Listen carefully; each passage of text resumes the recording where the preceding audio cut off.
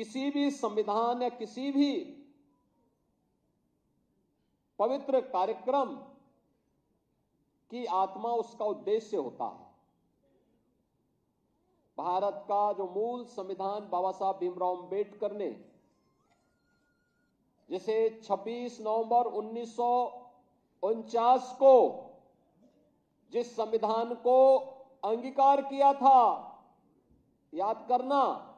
उस संविधान में दो शब्द नहीं थे, सेकुलर शब्द भी नहीं था और समाजवादी शब्द भी नहीं था,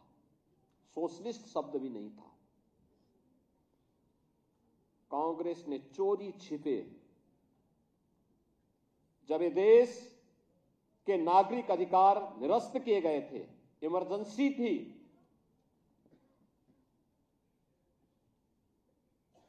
तब इन दो शब्दों को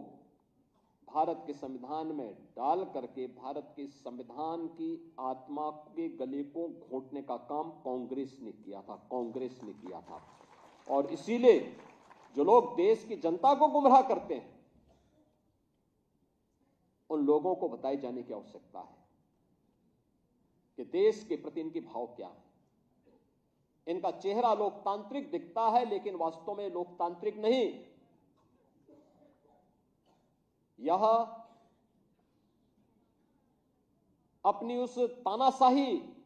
फांसीवादी मानसिकता के तहत काम करने वाले लोग हैं, और जब भी इनको अवसर मिलेगा, ये लोग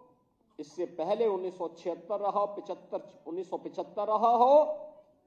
या फिर भारत के बाहर जाकर के भारत के अंदर बाबा साहब भीमराव अंबेडकर के द्वारा सामाजिक रूप से दलित, अति पिछड़ी जाति के लोगों को, पिछड़ी जाति के लोगों को मिले हुए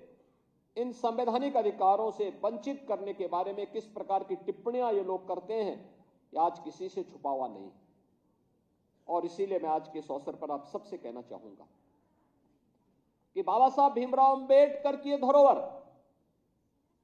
जो संपूर्ण भारत को, 140 करोड़ भारतवासियों को एकता के सूत्र में बांधता है,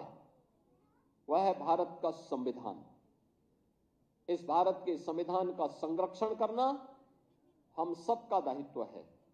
और याद करना, इसका सबसे अच्छा रास्ता है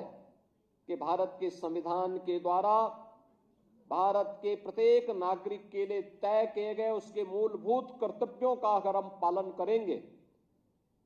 तो यह बाबा साहब भीमराव अंबेडकर के प्रति,